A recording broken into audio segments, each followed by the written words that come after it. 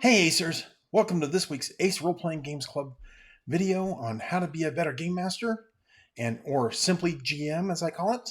So welcome in. This is the official ACE Roleplaying Games Club, and I think I'm looking a little washed out there. So let's try and see if I can't adjust the lighting a little bit. There we go. No. Gotta love Windows cameras. I gotta get me a real camera. So sorry about that, guys. But anyway, so welcome in. You're welcome to join us for today's discussion, but first I want to congratulate you because having made it through the combat section and understanding the dice system and understanding the bits about applying damage and healing, and even healing is part of it and everything, you have now the basics in your toolkit to be able to game master Savage Worlds. Congratulations. So, yay, that's how we say it in sign language, which is my third language. Anyway, today we're going to talk about some situational rules that will occasionally come up, because here the basic idea of Savage Worlds, of course, is that we have a standard target number is 4, unless we're talking in melee combat, which in that case, melee combat, the target number is their parry. But if we are talking about, there were a few modifiers that came up in combat as well. So there's modifiers like the fact that if they're at medium range and you're shooting a ranged weapon, if they're at medium range for that weapon, it puts a -2 penalty. And if they're at long range for the weapon, it puts a -4 penalty. And then there's also visibility things. Like if it's hard to see, if it's dim lighting or kind of a little smoky in the room, -2 penalty. If it's dark or dusky, that's a -4 penalty. And if it's pitch black, that's a -6. So that's the thing, is that you'll notice that there were the exceptions that aren't as rare as you think when you went through the combat sections. So what we're going to do is we're going to talk about some things that modify that target number. These are called situational rules, and they're from the Savage Worlds. They're from the core rules, and situational rules start on page 97. So things like aim. Even I was misremembering aim.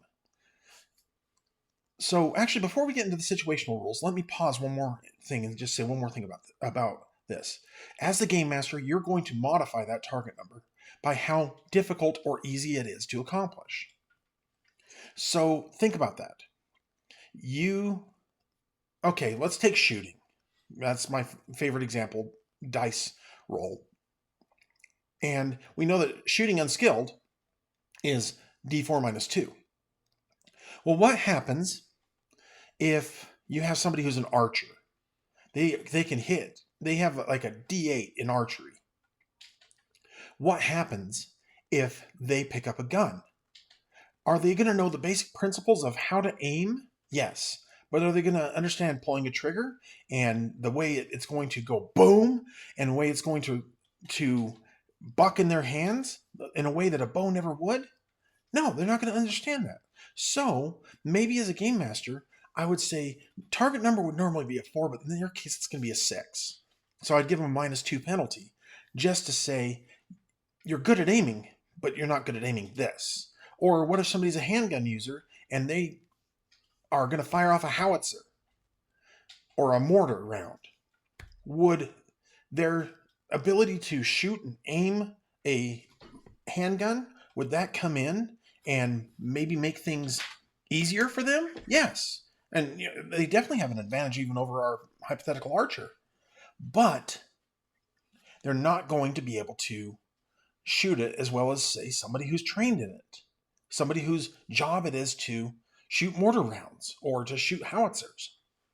I mean, I'm a good shot. I can shoot a handgun or a rifle or even a bow. I actually grew up doing archery. I can shoot those things and shoot them really well. And I'll have to do some digging, maybe see if I can find a link for it. But Shadiversity, if you guys aren't watching him, he's awesome. He is awesome. Shad Brooks is one of the most amazing people when it comes to this whole role-playing game thing and fantasy things and things like that. He's really fun. And I'll try and remember to put a link in here for this. But he has a video about what he thinks the best loadout would be for an adventurer in a fantasy role-playing game. Which, spoiler alert, and you can fast forward through this segment if you want to when I raise my finger up like this again. He thinks the best loadout would be a bow for the long range, a spear for the medium range, and a greatsword for the short range. Because this greatsword's really good at sweeping things, and usually you're going up against goblins and things like that, so you're going to be sweeping the goblins around with the sword. But anyway, that's his ideal loadout. Oh, and the armor would be Gambison. But we're going to talk about Gambison and my issues with role-playing game armors in general in another video. So I will remember to put down Shadiversity for you. And that video in particular, it's a good video. He also talks about how short bows can be just as powerful as long bows. I'll add that video in as well. And then he's really good at analyzing those things.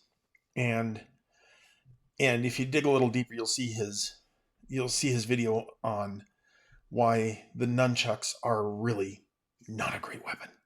And I agree with his conclusions. I would actually like to see some more scientific research done on that, like get some impact pads and show the impact of it. But the main part of his conclusion there is that with nunchucks, half the time that stick at the end is coming back at you. And that's kind of dumb. I fully agree with that conclusion. And that'll get people's knickers in a twist anyway. So, that being said, let's talk about the situational rules. They make the combat feel a little more real. They make the combat feel a little more interesting. Okay, so for aim, there's like I said before and read before from the rules, and any rules that I read directly from the rules are quotes from the Savage Worlds rulebook, and they are not conclusive to the whole section, nor are they sponsoring me, so they are copyright to Pinnacle Entertainment. And I'm not intending any copyright violation here.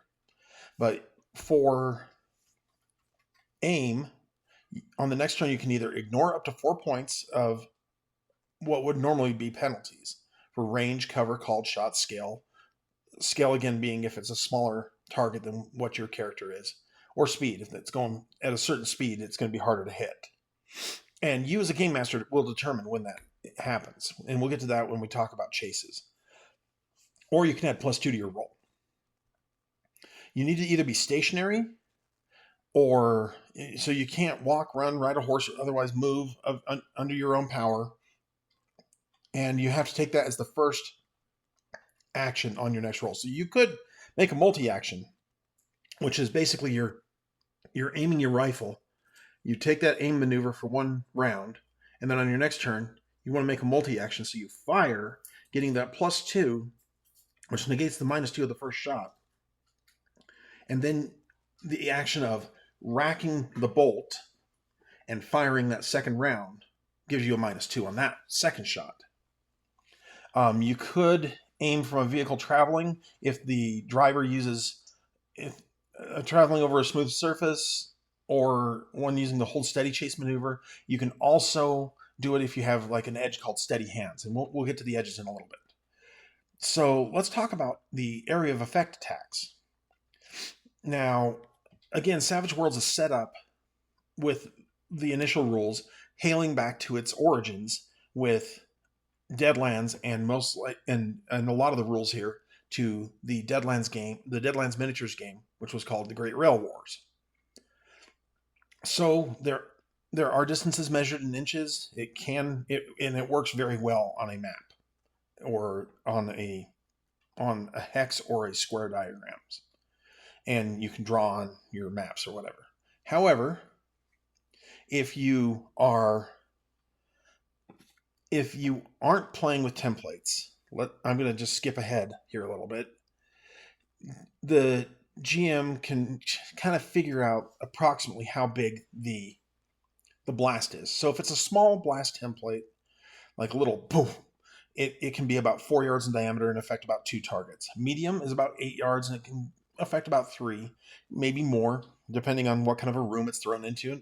And that's where you as the game master are responsible for making sure that you that you determine how many actual targets are affected. But just as a general guideline, 3 on a medium blast template, and that's most grenades. Large, good sized bomb, and that's 12 yards, and that affects 4 targets. And then a cone goes about 18 yards long, and it gets about 3 targets. So it's about the same as a medium blast template. And you figure the tiny end at the origin of the attack, and it spreads out. Now, you as the game master also get to determine if they can use their athletics to try and jump out of the way. But usually that takes the dodge edge or something like that to be able to do that. If you miss and it can deviate like a grenade, then you need to roll on. It deviates 1d6 inches, and you can multiply that by 2 for medium range and 3 for long range and 4 for extreme range, because extreme range does exist. Like a gas canister, it goes in the wrong direction or something. And I usually use a D12 to turn like a clock. Oh, yep, that's actually what it says here. I had forgotten if this was in here or not, but I turned the page and there it is. Yes, next roll a D12 and read it like a clock face to determine the direction the missile deviates. It can never deviate more than half the distance from the original target. And that keeps it from going behind the thrower. So, but if it's a critical fail, use your judgment and let that thing go behind them. Let it go into them as a team. Like, there's a great scene from a show that you'll probably watch when you're older, and they were soldiers, and one guy went to try and throw the grenade, and it slipped from his hand. So, critical fail. And it landed in the trench with him. And actually, one guy who'd already been in the trench with a live grenade thrown from the enemy and survived it because it didn't get him with any of the shrapnel. He survived this one too. And this was based on a real life occurrence.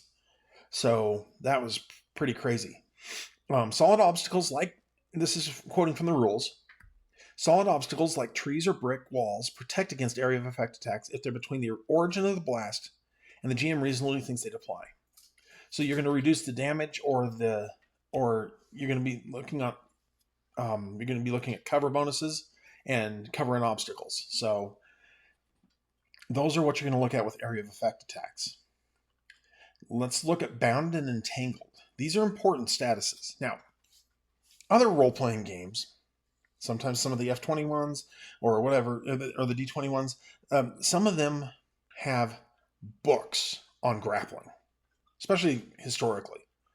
And that's really where you get into like some of those historical role-playing games. Gosh, back in the 80s and stuff, they had like whole grid maps for it, even on the body, where on the body in like 20 different locations you could have hit them with a bullet, and it had different damage modifiers accordingly.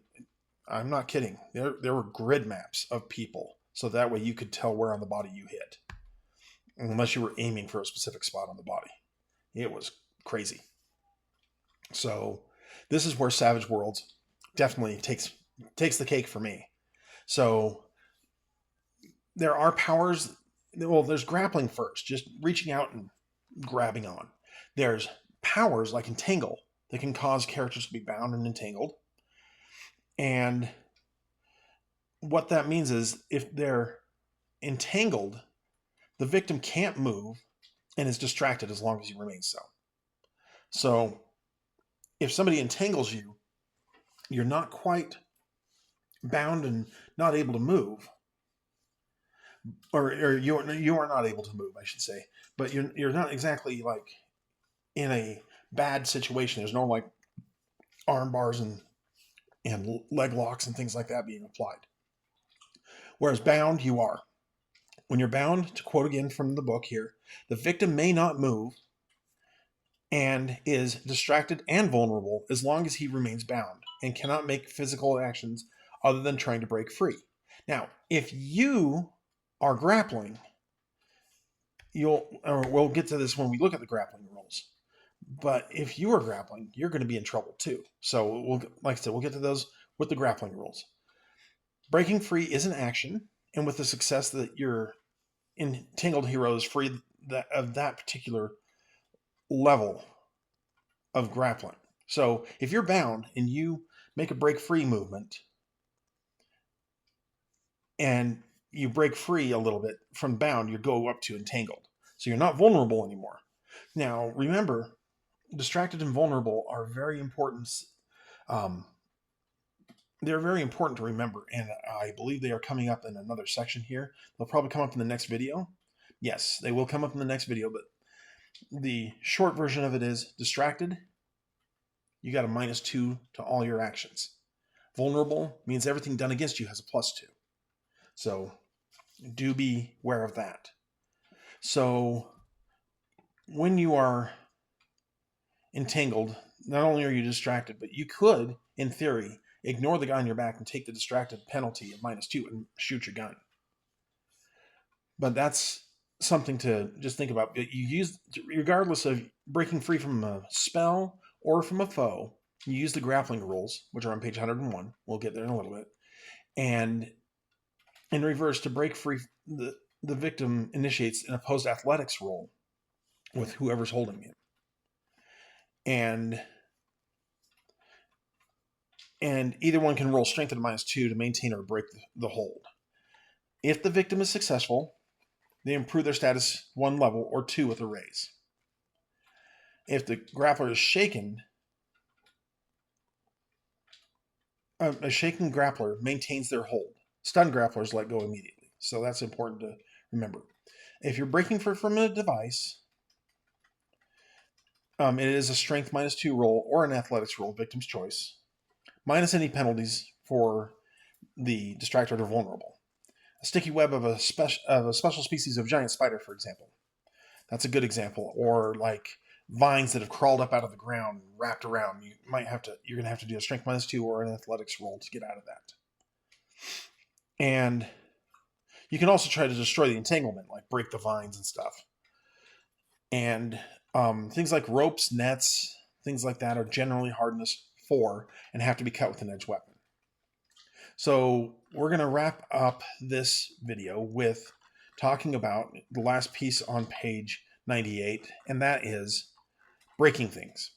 Because you might want to break a lock or a door or the ropes that are binding you or whatever. Given enough time and effort, things can be broken. So,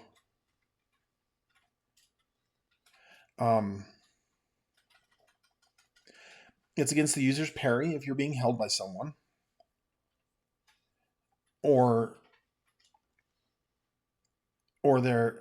actually to hit is the user's parry if it's a held thing. So, like if it's a gun or something like that, or if they have a club or something, you're going against their parry to hit it. It's just a 2 if it's motionless. And the damage rolls are equal. They have to equal or exceed the object's hardness. And that breaks it. The GM decides the exact effect. So that's what you do. You decide exactly how that breaking happens. Almost anything can be broken, given enough time and effort. And you only will use the object hardness table, which is in the book, if you're in a hurry. But if you're going to take some time, then it just takes time. and you can whittle at it, basically. So, like, for example, a lock would be like a hardness of 8, so you'd have to do 8 damage to it. Or a modern shield, like a riot shield or something, is like a 12, versus a medieval shield, which is like a 10. Character, you need to specifically state you're trying to break the shield, so you don't check it every time somebody with a shield is hit. You cannot get bonus damage or aces. Attacks against solid objects don't get bonus damage from raises, and damage rolls don't ace. So there's no vital area to hit. That's what it really represents. Also, certain kinds of attacks can't break objects. So you can't club a rope into working. You have to use a blade of some sort. So, again, use common sense. So, those are the first sets of situational rules. So, next time we're going to pick up with called shots and cover and obstacles. And we'll probably cover defend maneuvers, disarming, distracted and vulnerable states finally, what the drop means, evasion, and fatigue. So, yeah, fatigue, that's an interesting situation, and you're going to find that can be some fun stuff you can throw at your players. So, anyway, I hope you're having fun, because that's what we're here for. We're here to have fun. I hope that you're finding ways of telling your own stories, and I hope that you are finding ways of gaming for good, because that's what we're here for. So, until next time, this is Mason Emerson with ACE Roleplaying Games saying, game for good, and I love you. This world's a better place because you're in it. And I will catch you next time. Take care.